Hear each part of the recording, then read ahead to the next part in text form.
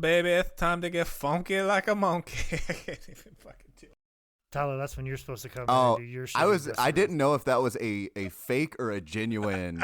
No, that's as genuine as he gets. Oh, okay. All right. That right there is as genuine Dusty Rhodes as it gets. Now, I cannot do sexual Dusty Rhodes this entire episode, so I'm gonna need you guys to kind of up your game on the Dusty Rhodes impersonation. Nick gave his best effort right there, and Tyler, that was your cue to come up and do your Dusty Rhodes. I heard the giggling, and I was like, oh, obviously he wants to take it from the top. No, that was it. That was the top and the end. That Okay, was the all right. top and the end. Give me your Dusty Rhodes. Come on. Come on. Oh, Daddy, what you want to do talking about a Dusty Rhodes impression? You gonna tell me? You think you know how to do a Dusty Rhodes impression better than me, Daddy? No, sir. I know what hard times are, and I know what bad Dusty Rhodes impressions are, Daddy, and I've seen them all. There's no way you can do a good, bad Dusty Rhodes impressions better than me, Daddy. I loved your hand motions. Nobody can see this. This is an audio format. You were doing an Italian guy mob thing. I'm feeling the bad times, Daddy. Oh, and I love the little hand thing. There's a very Jewish mother-ish you got in there, too. You're doing all the ethnicities and then doing Dusty Rhodes' voice, which would make you the American dream. Yes, I agree. But nobody will top, baby, sexual Dusty Rhodes, baby. Because one sexual Dusty Rhodes comes into this podcast by lifting up the covers, baby, the satin seats, if you will. Throw them back, look upon you, and then display before you the American dream, tizzled and Gannett. Tizzled and Gannett, baby. Gannett knocked away by the famous sculptor Michelangelo. And I ain't talking no Ninja Turtle, baby. Ooh, Oh, yeah. no. Oh, baby. I am talking about a man who is held upon high and seen as an athlete, looking down at a beautiful, pretty woman as beautiful as Farrah Fawcett. A woman called Timber Pod. And that is right, sexual Dusty Rhodes is going to get in the bed and pull those covers back over, baby. Satin seats come clashing down on this gorgeous, beautiful display of a podcast and displayed before you. And says so soft, so sweet, with pretty blue eyes, looking right at you with the camera or the microphone or whatever your recording device is, and said to you so sweetly, so softly, ask you a question. What is your birthstone? And I say to you, Sapphire's mine. Daddy. And you can start clapping anytime, guys, because it ain't going to get That was a good tie-in. That was very good. fucking better than that, ladies and gentlemen. I actually thought about getting up and starting to gyrate to show you that I was really feeling the Dusty Rhodes energy. Welcome to Timbo Pod. I'm Nick Alexander, joined by Mr. Galaxy Con himself, Tyler Wood. Yeah, happy to be here, guys. Thank you. You're Mr. Galaxy Con? Oh, you do two of them, and you're Mr. Galaxy Con. I've been with them since they were done Super more. Con. Okay, fine. All right, you're Mr. Galaxy Con now. Excuse me, because I'm not at one of them because they don't have the wrestling there. Fine, got it, no problem. I'll see you in fucking Raleigh, asshole. Are you booked for that? Yeah, if there's wrestling there, I'm there. Okay, I think it's supposed to be back. Who do you think they're gonna have like almost die in a Deadpool outfit for lack of oxygen? Like Wheeler Yuta? He's everywhere, man. It was an honest guess. he's no Deadpool. Deadpool doesn't know chain wrestling. I'm just gonna let you know that right now. You think Ryan Reynolds is gonna do a fucking stat mare into a fucking chin lock, try reversal to hammer lock, and then go back around and do something fancy with a bridge? No, it's not going to. And that voice full of rage is none other than the son of a farmer's daddy, the Men Scout Jake Maddock. Oh, I should start doing that, but I think I can now. Now that we're not coworkers anymore, I think I'm allowed to. I think everything's back on the table. Like, this would be a different podcast. I would not. You guys be like, "Hey, Jake, are you ever going to do your Dusty Rhodes impersonation?" I'm like, about that.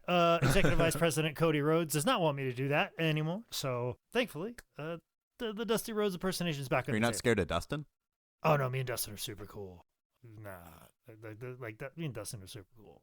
We somehow Dustin gets to the building same time I do, and I get there super fucking early. I don't know why he's as early as I am. I have no fucking idea, but he always is. I mean, I know he runs like some of the training classes with some of the females, but he's like there ridiculously early. Like I've seen him be there. Sometimes he's there before I am, and I get there at like 9-10 in the morning. So You telling me he's on times, Daddy?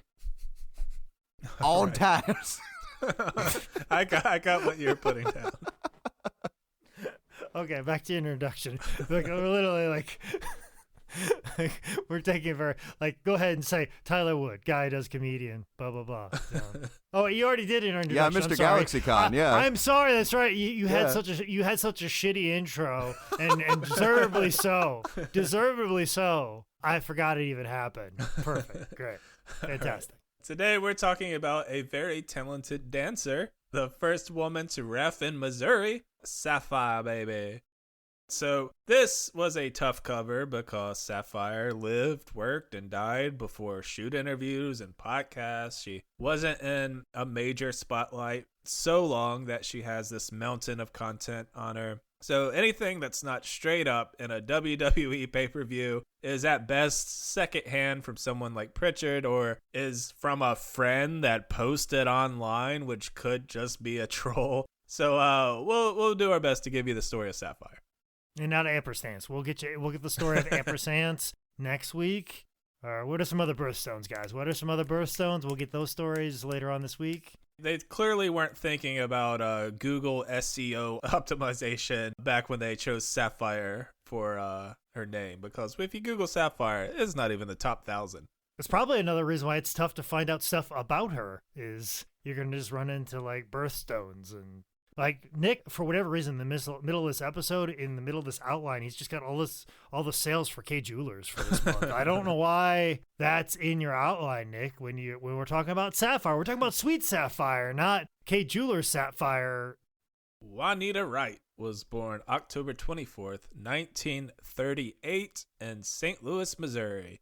Wikipedia and some other sources say 1934, but her literal tombstone says 38. There's a generation of people in this America where they're like their birthday, the date they were born. They're just willy-nilly like, it might have been 34, but I think it could be 36. I don't know. Fuck it. I'm here. Like, there's a whole generation of people that are just like, the most important day in my life, fuck it. We've now fast forward to 2022, and we have women going, it's my birthday month, it's my birthday month, it's my birthday month, it's my birthday month. Where there is a whole generation of people like, fuck, I'm here. I don't give a shit when it happened. I don't even care if it's on legal documents or not. Who gives a shit? Don't even give a fuck about what it says about like general records on your driver's license or anything like that. Like, it may be this year, it may not be this year, where there's many discrepancies. It's a completely different mentality. I just Googled the birthstone for October, and it is, in fact, opal, not sapphire. Okay. All right. Mine is blue. That is all I know. Yeah, I don't know what mine is either. I think it is definitely blue. I think it's aquamarine or something like that. I could be just thinking of a bottled water brand for all I know. Because my mom, we got her a gift where we got the birthstone of all three of her kids in like a ring. I think yeah, that's what we did. We put all three of our birthstones in her wedding ring. So she had the diamond that she got for marrying my father, and then the birthstones of her kids. So it's like her entire life encapsulated in ring form. All right, and welcome back to QVC, where we're talking about birthstones. Well, I am this generation's Don West. If you want to talk about Gem Mint 10, kids, I'm in the trading card market now. And I may or may not still have a trading card show on my streaming Twitch channel, which, yes, I have a Twitch account now. I don't know how much I'll use it, but I figure everybody else in my current job has a Twitch stream, so let's see if I can get some of that sweet Twitch money. Juanita was a huge wrestling fan, and she started dipping her toe into the business by picking up wrestlers from the airport. This is in Missouri, so it's either outlaw mud show bullshit or NWA St. Louis, where she'd be picking up some very high-profile wrestlers. I mean, that's super cool, and that's one way to break in. I'll tell you, as somebody who's planned wrestling events and air travels involved, you have the same discussion that you would for, like, setting up a ring. Like, there's almost more discussion of, like, hey, who's going to pick so-and-so up at the airport? And tell them they have time to go buy the hotel, or tell them we got enough time to eat, or do this with them. Like, there's more instructions given sometime for picking somebody up at the airport than setting up a wrestling ring in a venue.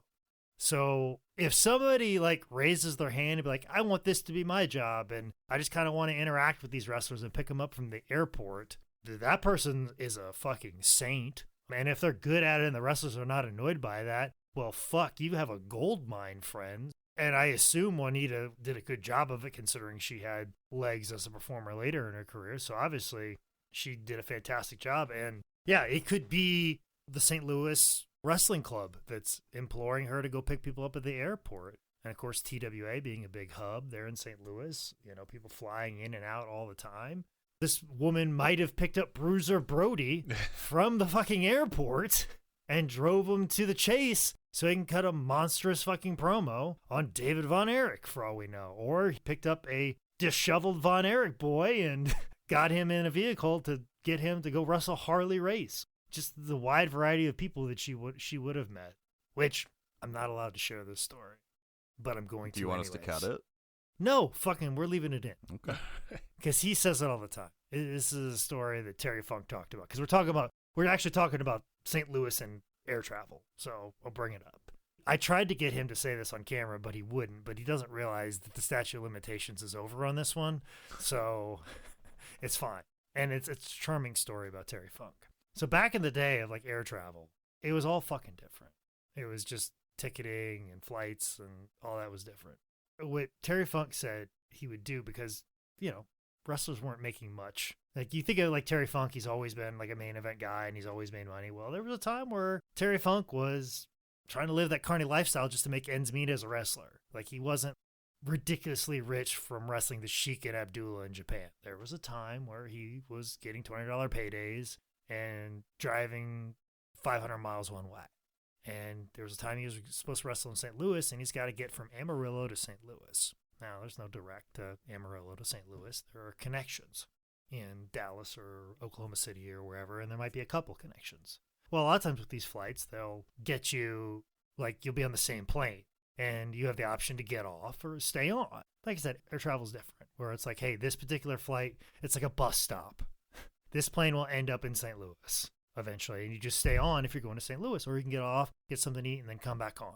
However you want to do it. I guess that's how planes used to work back when Terry Funk was traveling. And he wanted to get to St. Louis because the Chase is a big deal, and he doesn't have the money to get there. But much like a train, they would check your ticket. But Terry Funk got the idea, like, hey, if I just sit on this plane and I pretend like I'm asleep and act like I'm supposed to be there, nobody will want to wake me up and check my ticket. And they'll just let me keep going all the way to St. Louis. So he would pay for a flight to Amarillo to Oklahoma City, pretend like he was asleep every time they stopped. Then they would fly on to the next town. He would do it again and then fly on to St. Louis. And he'd get to St. Louis for the price of what it would cost for him to fly to Oklahoma City. So don't pretend like nobody's above doing the most carniest thing in the entire world. Terry Funk's like, I scammed the airlines out of thousands of dollars doing this. Back when plane flights were probably like $50 or whatever they were. Not the worst wrestling-related plane story I've heard. Yeah. Yeah. Definitely not. There'll be no dark side of the ring of Terry Funk's airplane habits, I'll tell you that much. That's like season 30 when they're just out of fucking ideas. So I just told him I was asleep. This goddamn motherfucker. I just lie there and pretend like I was asleep. I'd cross my arms and everything. I was laying there like the goddamn Undertaker. I love that that's how he thinks people sleep. They cross their arms. Just a goddamn cross my arms. Just go to sleep. And then, of course, as soon as I walk away, I peek my eye open. And as soon as I go, fuck it, taking off. Here we go. I'm going to St. Louis. All right, fuck, where are we? Juanita would eventually get her wrestling referee's license and start reffing matches, the first woman in Missouri to do so. So that's pretty neat. So, Jake, I have a question. Can you break down? She needed a wrestling referee's license, and I know so much of this depends from state to state. What goes into getting these? Is it just like getting any type of permit? You like give them $20 and they're like, "That right?" Sometimes, yeah. Sometimes it's just as easy as getting a fishing license. In Missouri, though, you know, to get a wrestling license, you have to have blood work, you have to have HIV, hepatitis, you have to have a full physical.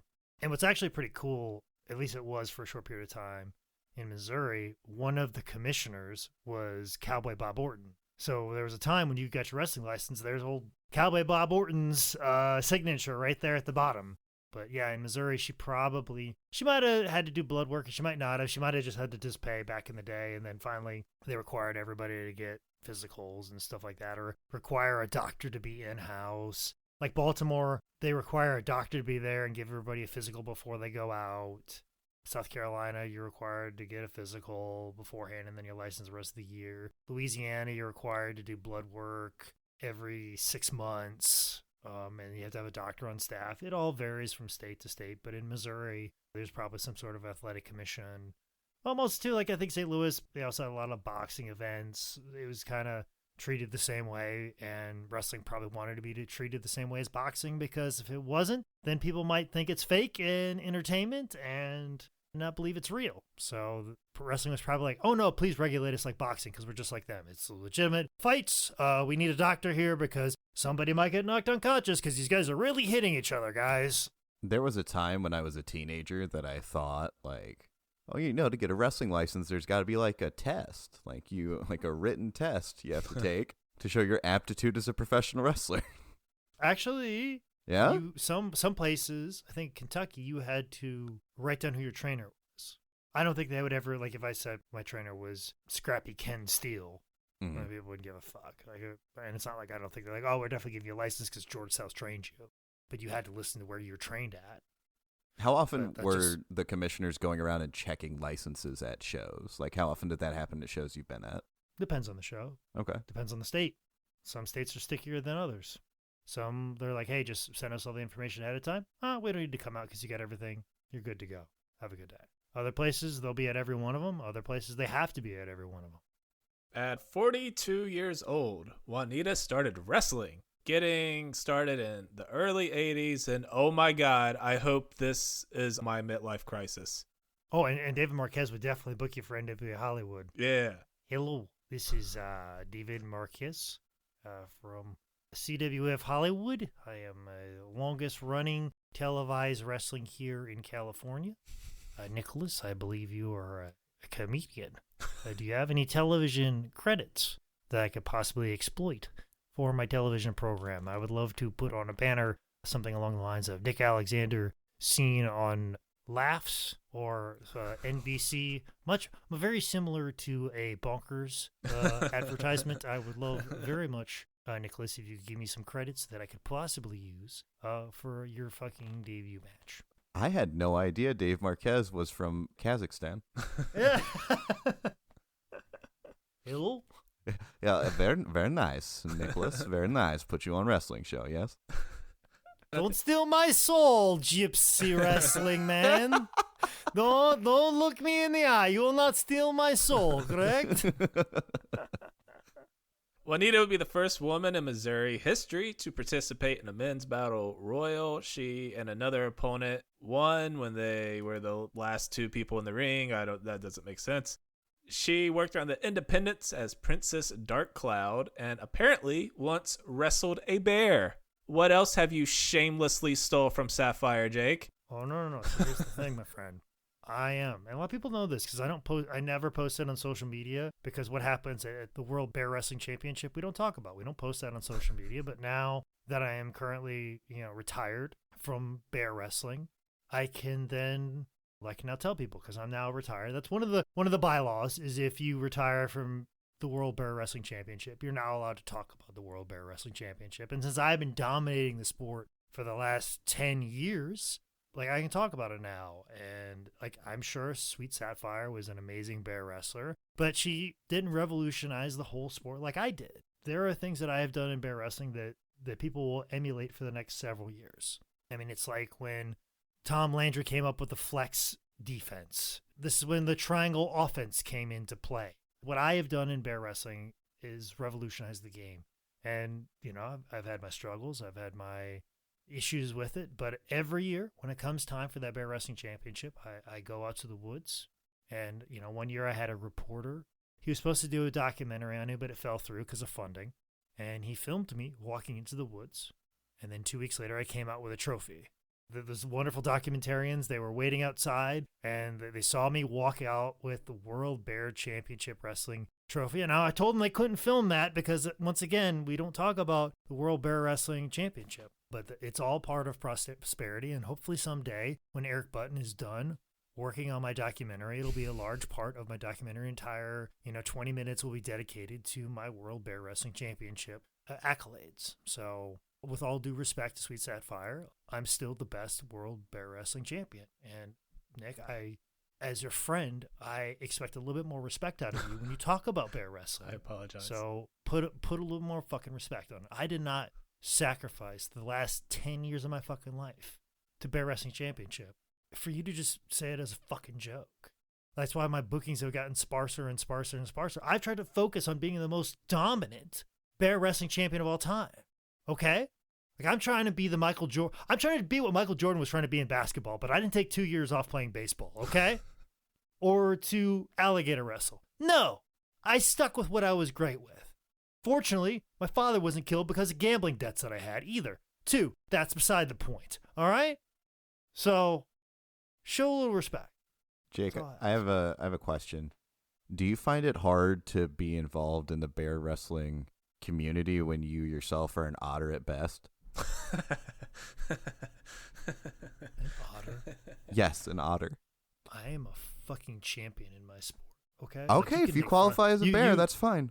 I am a fucking bear and a half, okay? Okay. I am a bear and a fucking half.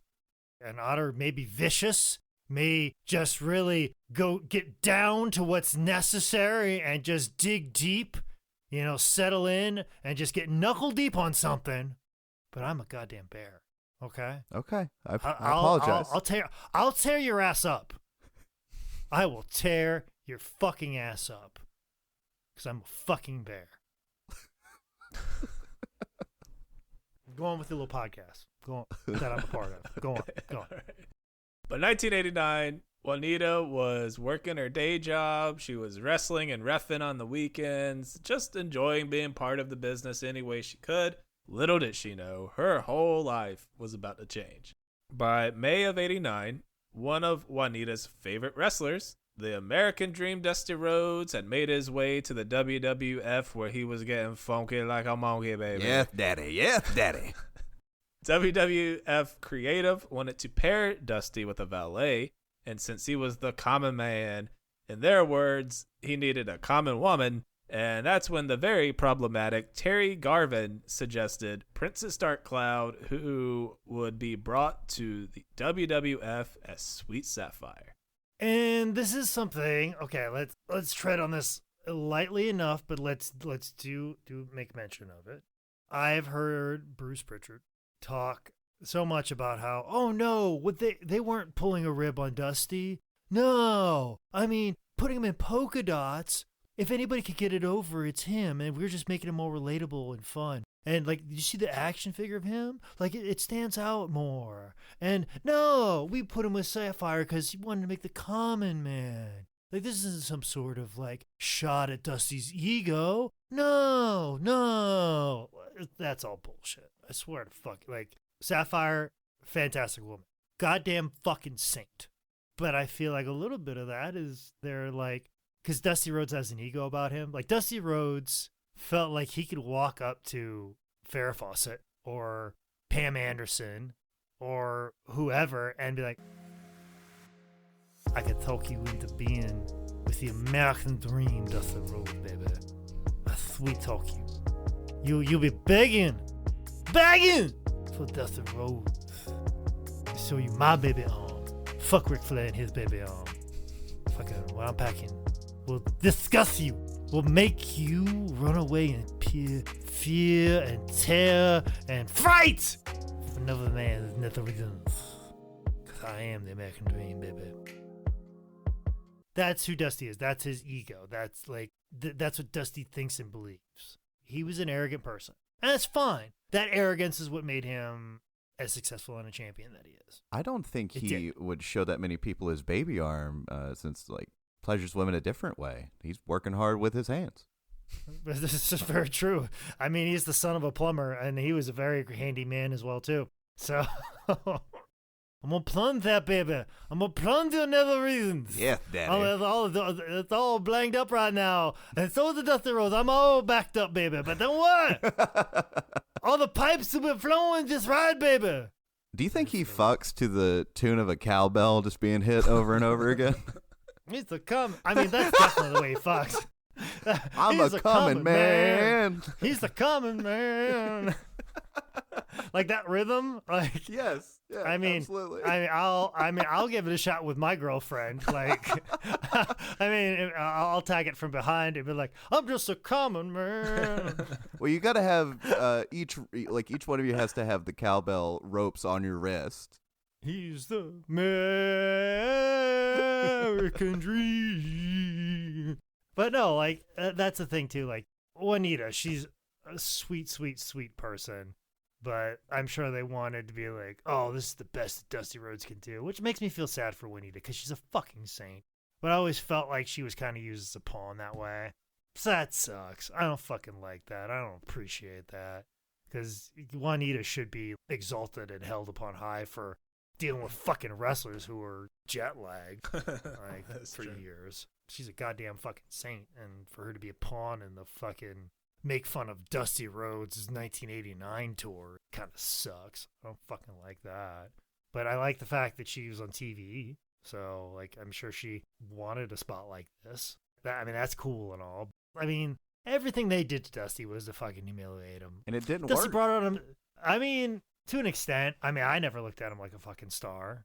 Like, as a child, I was like, what the fuck this guy would do with polka dots? But as I got older and started to, like, look at Dusty Rhodes' catalog, I'm like, man, this guy was fucking great. Like, watch his Florida stuff. Whew. So good. As an older man, I really started to appreciate Dusty Rhodes more and more and more. And then even some of, like, his booking decisions, some stuff is, like, repeated in cycles over his career. But at the same time, too, some of it's still good. Some of it's really good. Some of it holds up. And some of it was, like, yeah, it was repeated. But at the same time, too, when he did it, he was the first to come up with that, and that's pretty incredible and great. But he took a lot of shots at Vince, and you could say Vince doesn't think about that, but he does. I'm sure he fucking does. I'm sure he's a spiteful individual and likes sticking it into people, and I felt like he did this with Dusty. So That's really a shame because that's like something that you don't see a lot in the world of professional wrestling. It's like mean, spiteful people with unhealthy coping mechanisms to, you know. You don't. Yeah. You really don't. It's such a positive working environment. Like, you really have to, like, step back and be like, man, I'm really glad that nobody holds grudges. Nobody, like, goes on podcasts and buries other people. I mean, the fact that the shooter interview industry was so poor through the 90s and the 2000s because nobody would talk shit about anybody. Like, I don't know how RF Video stood to be in business as long as they did because of shoot interviews, because everybody was just so happy and complimentary of everybody's work and how they dealt with each other. So, really surprised. So, the name Sapphire is controversial. It was a stereotype dating back to the 1800s used to describe a loud, angry, sassy black woman, a stereotype used by Hollywood for decades. There's a chance WWF was ignorant to this, but people like Bad News Brown brought it up.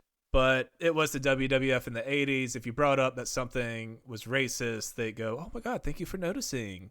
I caught a clip from the Bad News Brown shoot interview, and he brought it up. And he's like, the Sapphire name's not okay. And I think he was talking to Vince directly. He's like, oh, I had no idea. We'll change that right away. And they changed it to Sweet Sapphire. He's like, that's better, right? But that's the thing. I think Vince is a little blind. And then somebody's like, hey, that's kind of racist. Oh, it is? Oh, we need to change that. Well, these Samoans got the savages. They got harder heads.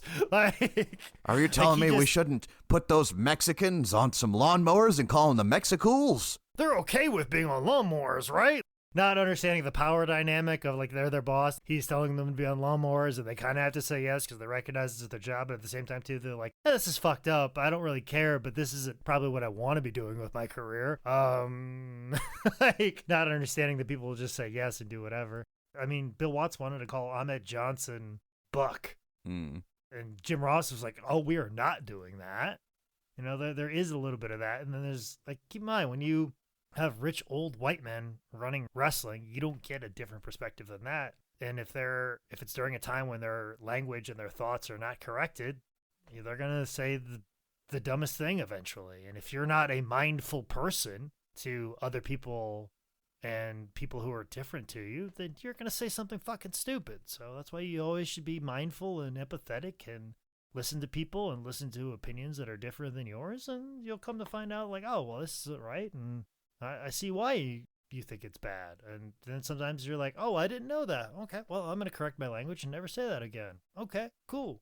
You know, it's like when people become more aware with trans people and how you refer to trans people. Like, as people get taught and explained and told and meet somebody who is trans, all of a sudden, you change. But if you're a rich white billionaire and you make the fucking rules, you can act however the fuck you want. So, even though her name's not great, as far as representation goes, this is a roster with 0 women of color. And from what I found, Sapphire is the first black woman to be employed by modern day WWF.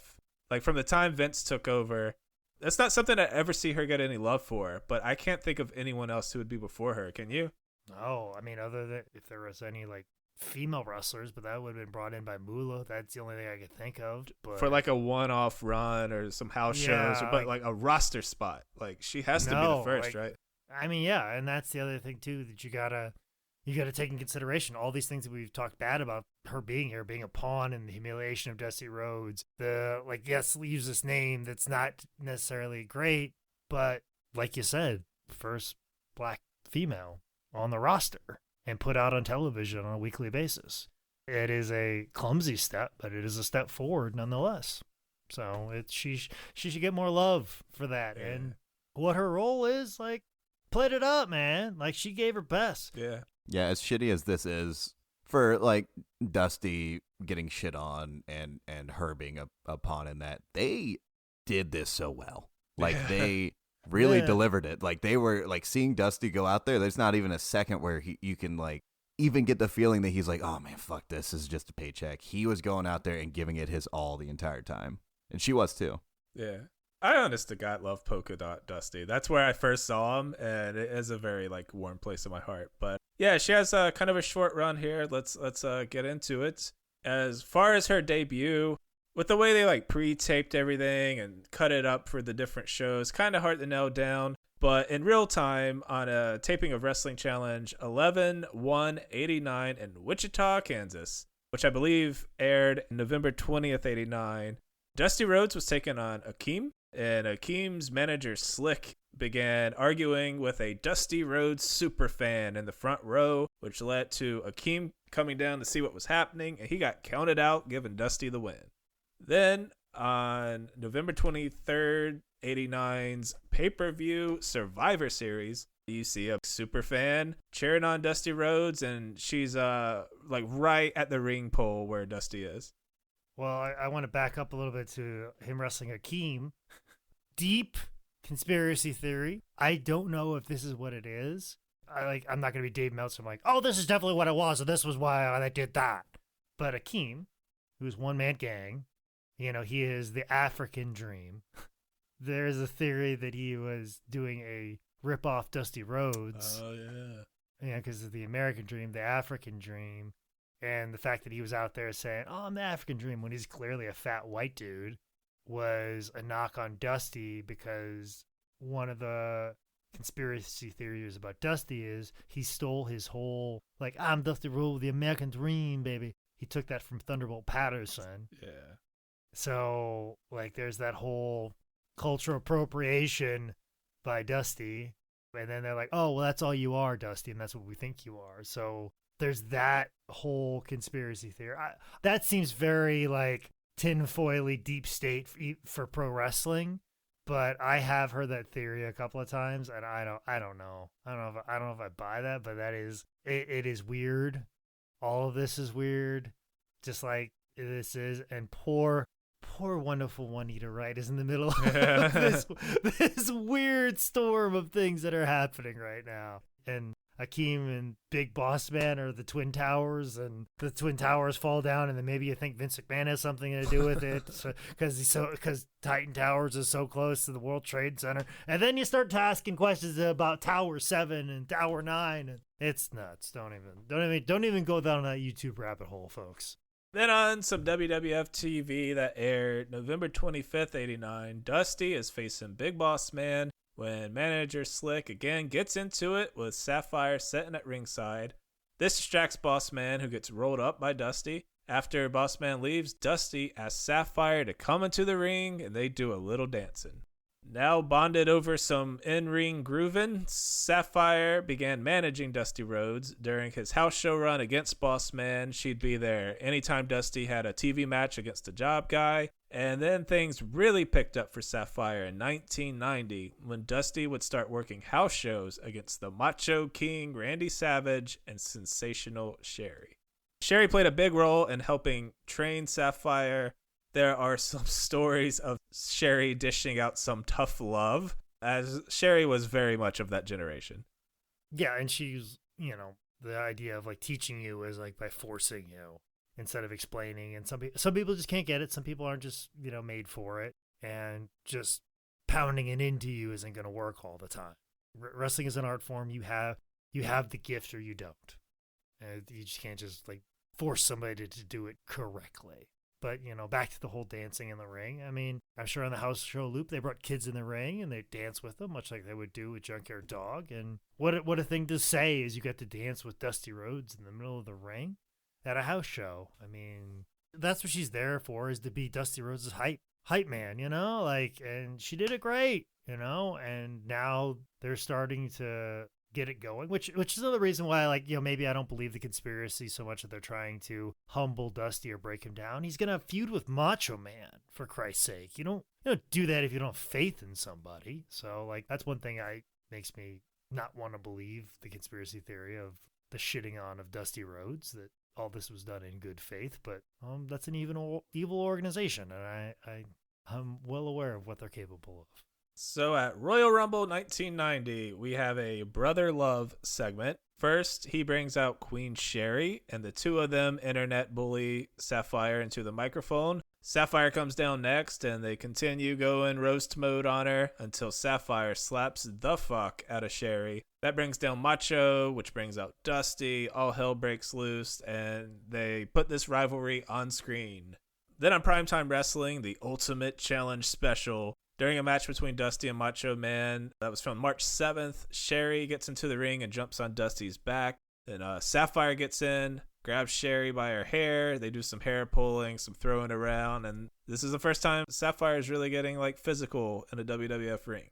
And this all leads to a match at WrestleMania 6 when Macho and Sherry took on Dusty and Sapphire in the first ever WWF mixed tag team match, as Gorilla Monsoon pointed out. In a pre-match interview, Dusty and Sapphire say they have the crown jewel, baby, who turns out to be Elizabeth. I was going to make a crown jewel thing, never mind. We have a Saudi prince on our side, baby. I have one of the Saudis right here. I know, baby. We're just a few years away from Southern Slaughter saying he's in cahoots with that Saddam Hussein. But no, baby. The Saudis are good to us. The Saudis are great to us. The Saudis take care of me, baby. Soon my son will benefit from a Saudi. I'm telling you, Saudis are good with me, baby. We have the true crown jewel right here, baby. We have the crown jewel of them all, baby. It's the prince from the Saudi family. Come on out, baby. Come on out here. I know you all think of Miss Elizabeth. No, baby. We got one of the Saudi princes that's going to pay my son so much money to wrestle the Undertaker, who comes out of retirement for the 5th time for that Saudi money, baby. And it's so sweet. It's so sweet. That crown jewel, it's green. Just like that money that Saudi prince is going to pay my young boy Cody Runner Rhodes. I cannot wait, baby. Is that the crown jewel joke you wanted to make? Yeah, that was good enough. Okay, all right. I was making sure that's where I wanted to go. I kind of went off script a little bit. I mean, I know there's an ad for Kate Jewelers in here somewhere that we were supposed to do, but I felt like a Dusty Rhodes impersonation was apt.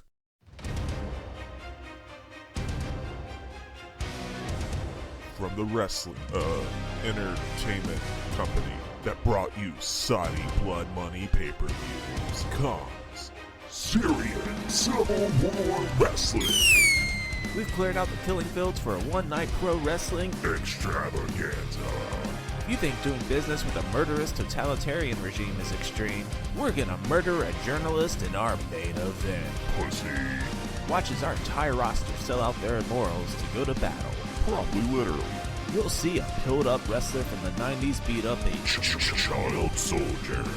Watch Val Venus and Road Dogg take on the Deep State. watch Goldberg refuse to put over A refugee. and Heath Slater takes on Jimmy Snuka. That's right, we've dug up Jimmy Snuka's bones to marionette them around the ring for a match because there's nothing We won't do for money. I don't know. It sounds pretty violent. Will there be blood? Of course not. We're PG, you sick, disgusting fuck.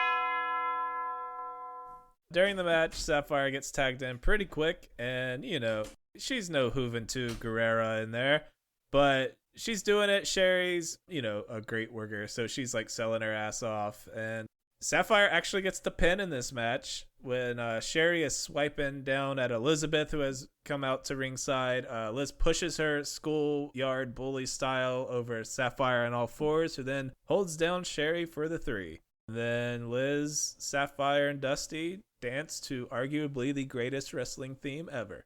Did you mention Juventud Guerrera because I said the Mexicals? No, I didn't. I was already in here. You don't understand that Nick has wrote this script like a month Yeah. ago.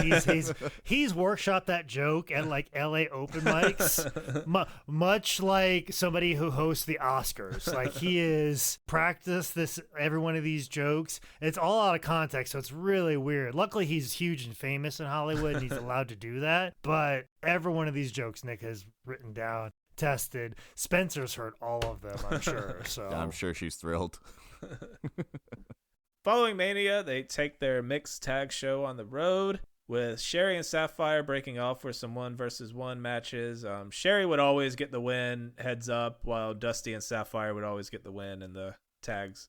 Then, on the build to 1990 SummerSlam, someone started giving Sapphire gifts. She got some diamonds, a gold bracelet, a trip around the world, a mink coat, a Cadillac.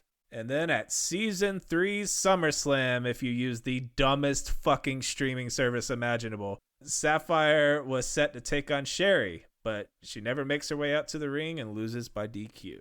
Later that night, Dusty has a match against Macho, and out comes the $1 Million Man Ted DiBiase, revealing that he had indeed bought Sapphire off with those gifts and a big old bag of money. Now, is this an allegory from the WWF writers teaching us that if we give in to materialism and the desires of millionaires, we as a society stray away from the American dream itself?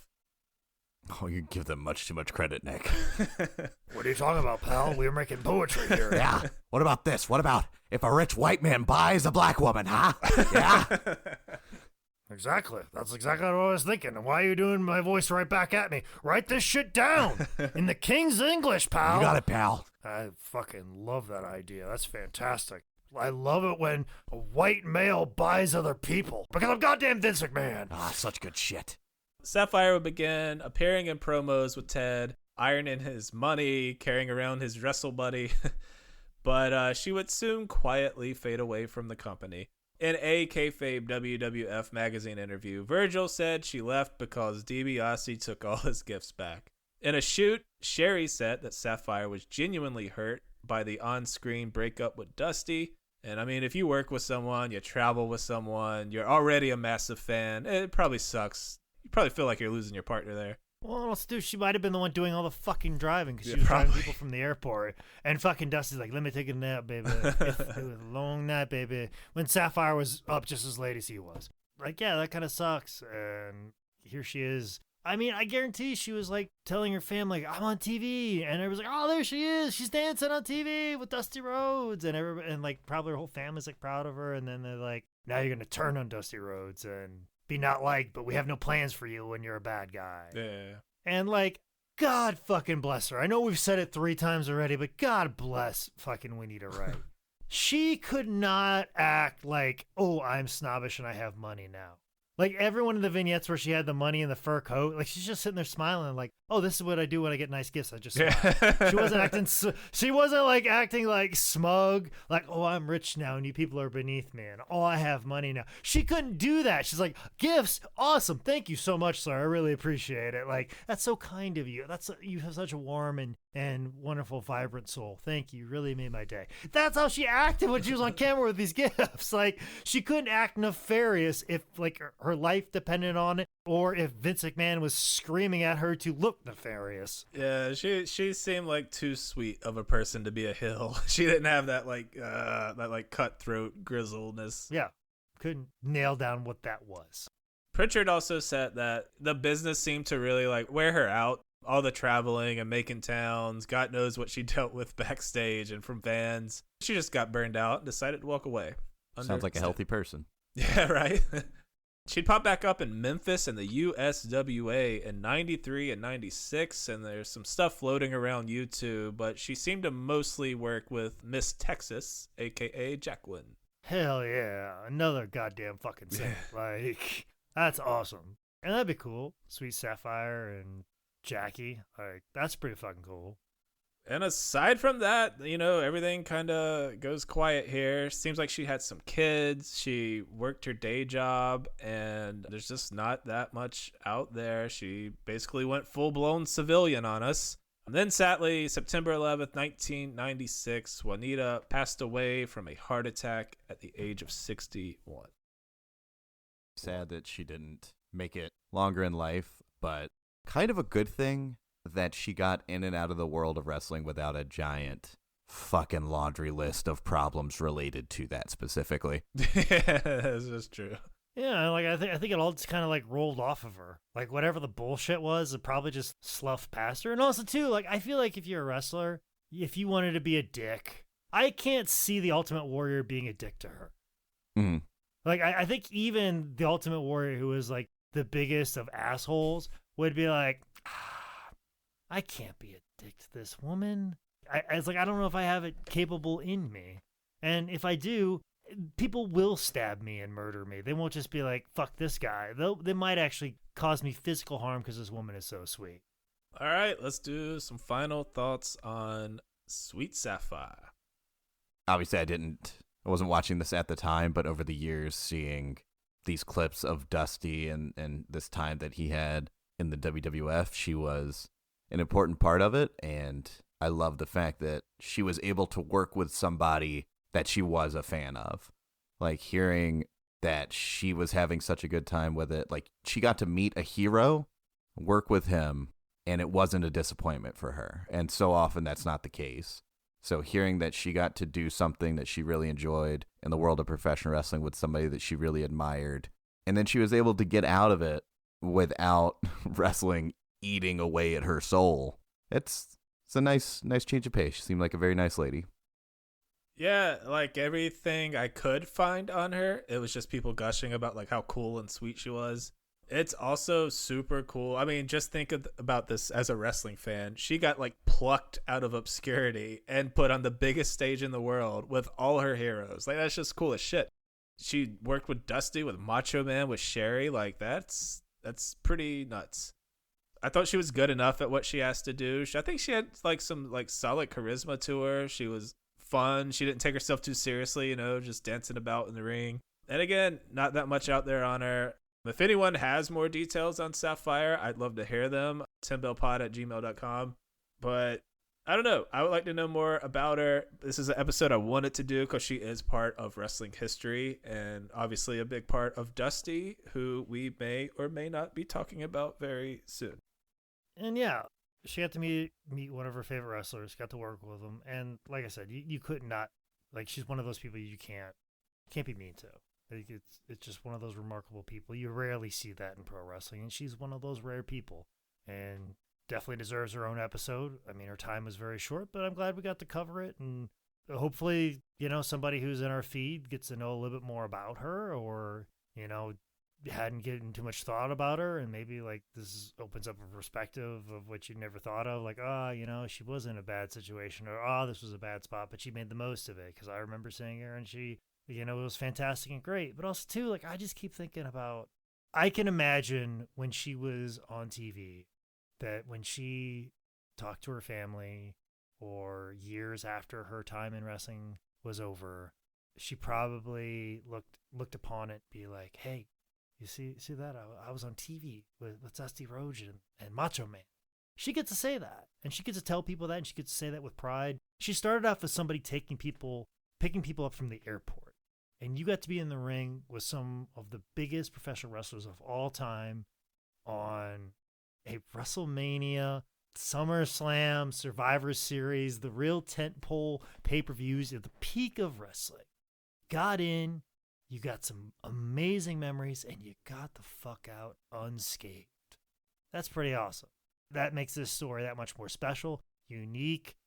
God bless you for taking care of like wrestlers who are jet lagged and just need to hurry up and get to wherever they need to go to. You did more for anybody for wrestling just doing that, but what you provided for people in front of the camera is well remembered. Nobody will ever say a bad thing about it, and you're fantastic. Thank you so much, Juanita Wright, for everything you have done and for being in our lives. All right, that is Sapphire, Juanita Wright, and same old shit. Find us on Patreon. Find us on social media, Tim Bell Pod. You guys got anything? No, nothing new. My birthday's coming up in May. Nick is doing the math to make sure that this is coming out by May, because we are trying to get ahead because I have a monstrous schedule. So, big thank you to Nick, and that's why getting on Patreon, follow us on social media, tell a friend. Tell a friend about 10 Bell Pod and what we got going on here. Like I said, the more successful we can make this, the more likelihood that it's going to stick around. But it really is up to you guys. Leave reviews. Reviews are so important. It pushes up the charts. I like talking about wrestling history. I like getting in these weird sidebars where I tell a story about Terry Funk that he's not willing or comfortable to say because he feels like charges are going to be brought up against him because of Pan Am Airlines. Like, I want to share all these things, and I like this outlet. I want to keep doing it, but we really need it to be get as many of you people in so we can keep it going, because without you guys, it's hard to do. So thank you so much. Just tell a friend, share an episode with somebody, and just continue to love pro wrestling. All right, we will see you fucking next week.